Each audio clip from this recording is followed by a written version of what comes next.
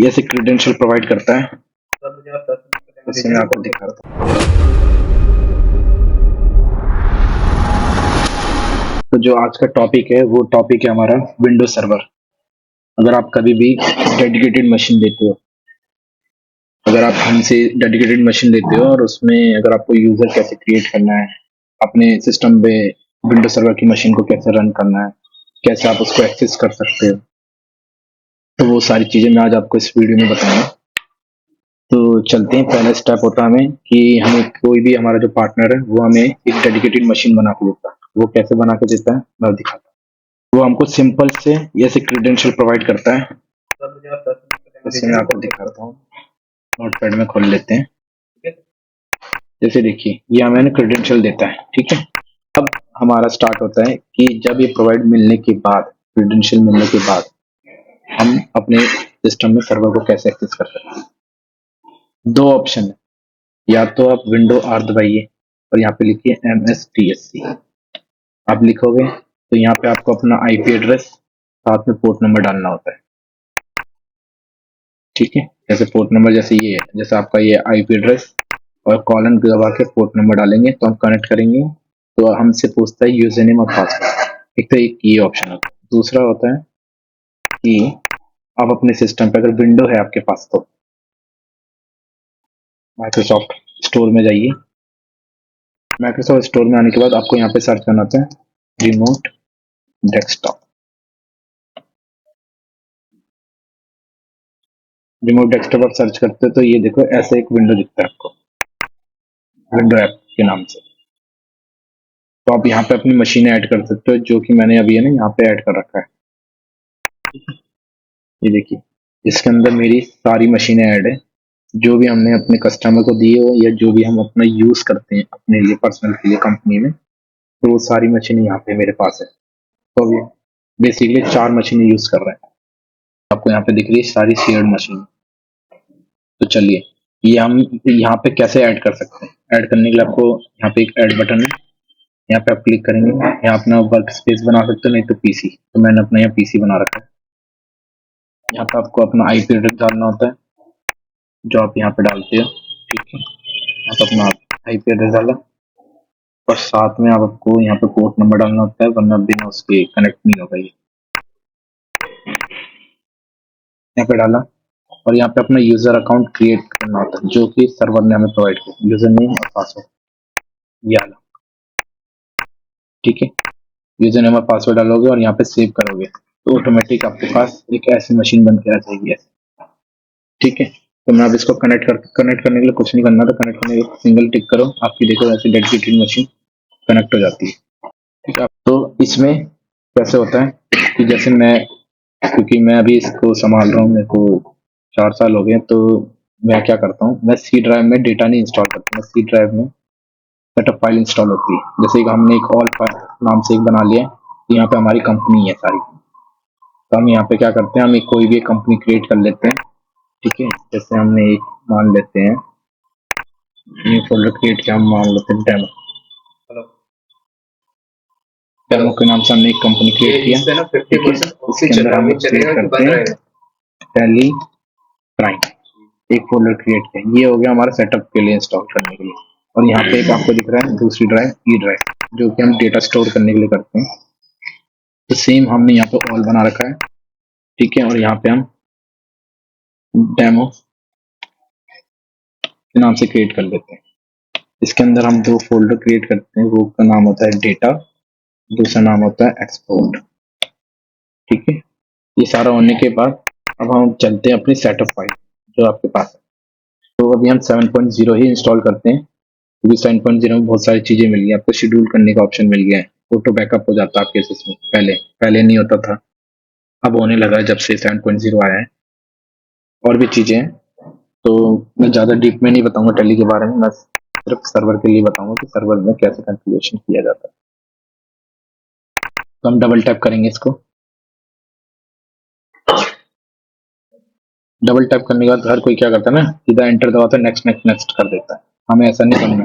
हमने जो specific path जो बनाए हुए हैं कि कहाँ पे इंस्टॉल होगा, तो उसके लिए हमें ये सेटअप करना पड़ता है। हम इंस्टॉल पे आएंगे, अब यहाँ से आपसे पूछा है कि हमें पाथ कौन सा डालना है, तो हम पाथ करने के लिए हम यहाँ पे आते हैं कॉन्फ़िगर में। यहाँ पे हम आएंगे, यहाँ पे जो एप्लीकेशन पाथ हम यहाँ पे एंटर करेंगे। अब हमें एप्लीकेशन का पाथ देना है कि हमें कहाँ पे अपनी एप्लीकेशन इंस्टॉल करनी है। हम सी ड्राइव में आएंगे, ऑल में आएंगे, यहाँ पे डेमो हमने एक फोल्डर बनाया था, यहाँ पे देखो हमने टैली के नाम से एक फोल्डर क्रिएट कर रखा है। तो हम इसको ओके करेंगे, इसको कंट्रोल ए करो, उसका देखो हमारी पाथ कहाँ जाएगी, इंस्टॉल होगा एप्लीकेशन। सी के अंदर ऑल है, उसके अंदर डेमो का एक फोल्डर है, उसके अंदर टेलीग्राम है, उसके अंदर हमारी EXE इंस्टॉल होगी। तो अब हम इंस्टॉल करते हैं, जैसे कि मैं आपको साथ साथ दिखा भी दूंगा। इंस्टॉलेशन चल रहा है और देखो इसके अंदर पहले ब्लैंक था, अब देखो फाइल्स आगे सारी, देखा सारी फाइल्स आगे। सबसे पहले आपको आना है ये आपकी INA फाइल में, INA फाइल में आके हम इसका ये होता है गेटवे सर्वर, हमेशा याद रखना गेटवे सर्वर, हर लाइसेंस का अलग गेटवे सर्वर होता है। तो करूंगा और यहाँ पे MSTSC और यहाँ पे मैं जब टी दबाऊंगा तो देखो यहाँ पे मेरे कितने सारे गेटवे सर्वर बने हुए। गेटवे सर्वर इसके लिए क्योंकि ये शेयर्ड मशीन है। शेयर्ड मशीन में क्या होता है कि आप कितने भी टैली इंस्टॉल करते हो, मतलब एक लिमिट होती है सर्वर की भी कि आप उतने ही टैली इंस्टॉल करोगे, उसके बाद TBO का एरर आने लगता है कि भैया अब इसमें उस लिमिट के पार हो गया, अब टैली इंस्टॉल नहीं हो सकती। तो अभी हमारा क्या है, हमारा गेटवे सर्वर लास्ट कौन सा 14 है, 14 हमारा कौन सा है, हम देखो यहाँ पे पता लग जाता है कंपनी कौन सी है। ठीक है, तो हम यहाँ पे अपना गेटवे सर्वर चेंज करके हम यहाँ क्या लिखेंगे, हम यहाँ लिखेंगे 15, यहाँ पे हमने 15 लिखा। उसके बाद हमने यहाँ पे नीचे कर लेते हैं। उसके बाद एक चीज होती है, यहाँ पे हमें डेटा पाथ कौन सा अटैच करना है, डेटा पाथ अटैच करने के लिए हम ई ड्राइव में आएंगे, यहाँ पे हमने ये डेमो कंपनी बनाया, डेटा के अंदर ये वाला पाथ हमें अटैच करना होता है,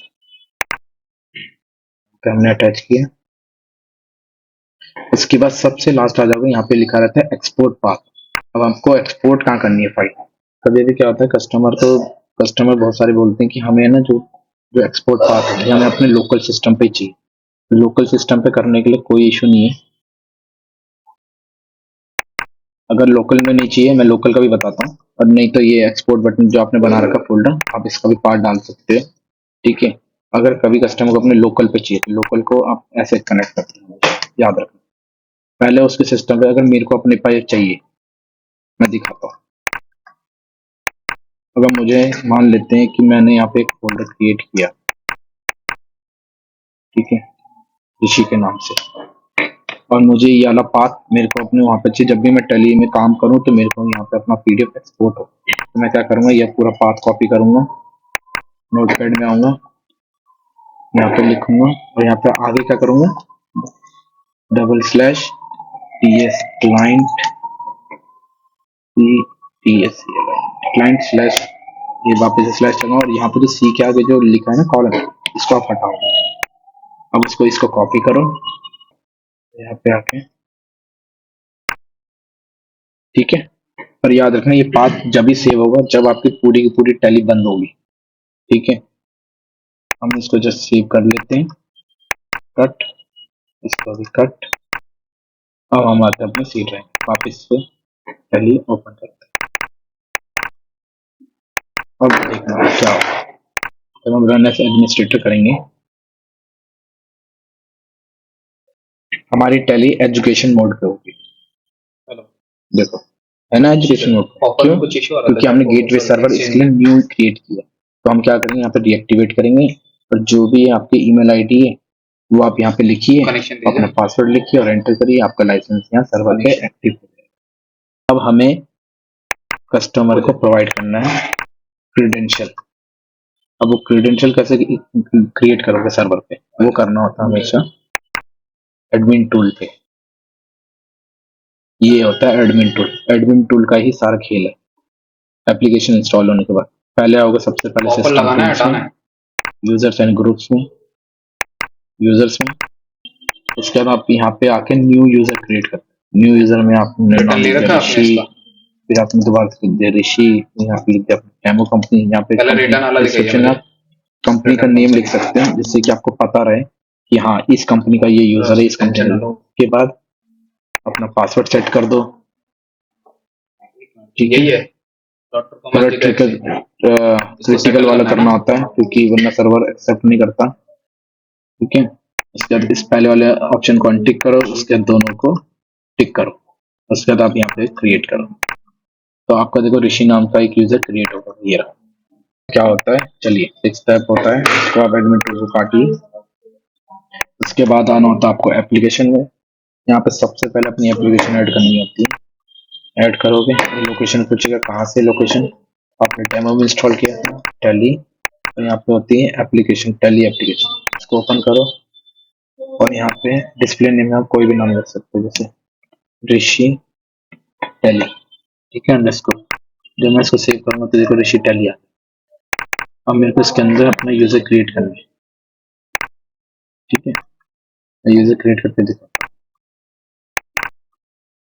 यहाँ पे ऐड करोगे। यहाँ पे आप चाहो तो अपना नाम भी लिख सकते हो अगर आपको पता है कौन सा यूजर है। चेक नेम करोगे, देखो ऋषि आ गया। ओके करो, सेव करो।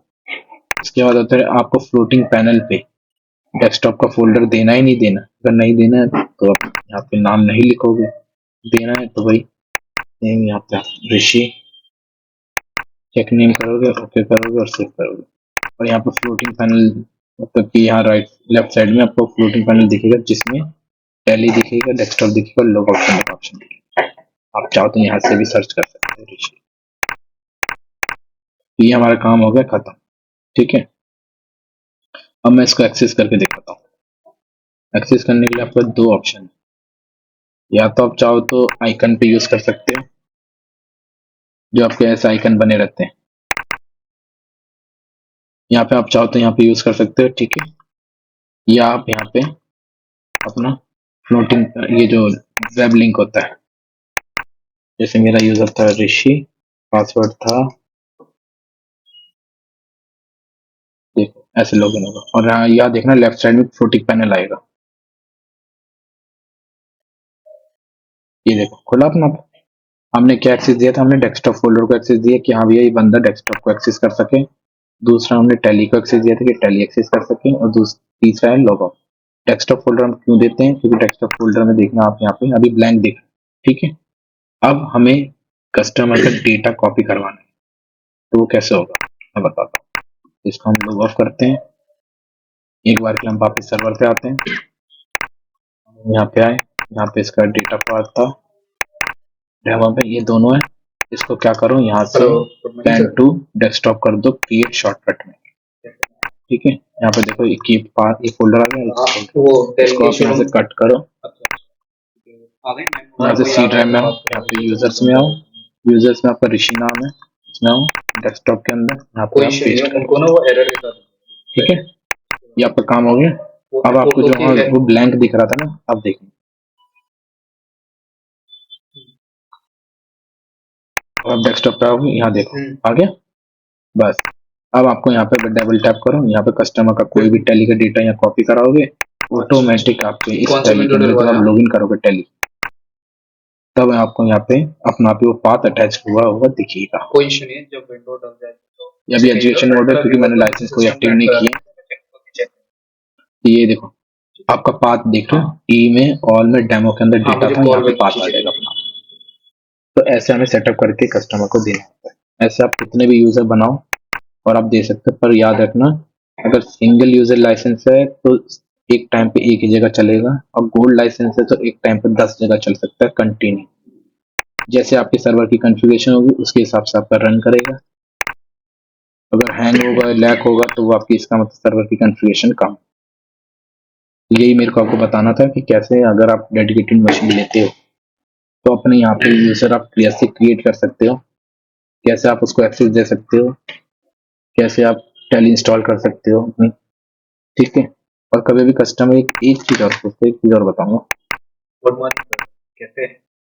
कस्टमर कभी भी पूछता है कि सर मेरा ना यहाँ पे बहुत सारी कंपनी है, जैसे इतनी सारी कंपनी है, अब मेरे पास 5 यूजर है, अगर 5 यूजर में से किसी एक यूजर को एक फोल्डर शो नहीं करा, तब क्या कोई करोगे? दिक्कत नहीं, शाम तक अब यहाँ से राइट क्लिक करोगे, प्रॉपर्टीज में आओगे, सिक्योरिटी में आओगे, एडिट करोगे। एडिट करते हो जब आप यहाँ पे ऋषि लिखोगे ना, कोई भी यूजर ले लो, मान लेते ऋषि है, अब मेरे को बोलना है कि भैया इस यूजर को ये वाला फोल्डर ना दिखे, तो मैं क्या करूँगा, डिनाई कर दूंगा।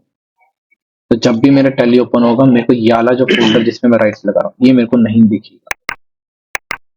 तो ऐसे आप हर यूजर के लिए अपने हिसाब से फोल्डर असाइन कर सकते हो और हर उसके हिसाब से राइट्स आप दे सकते हो।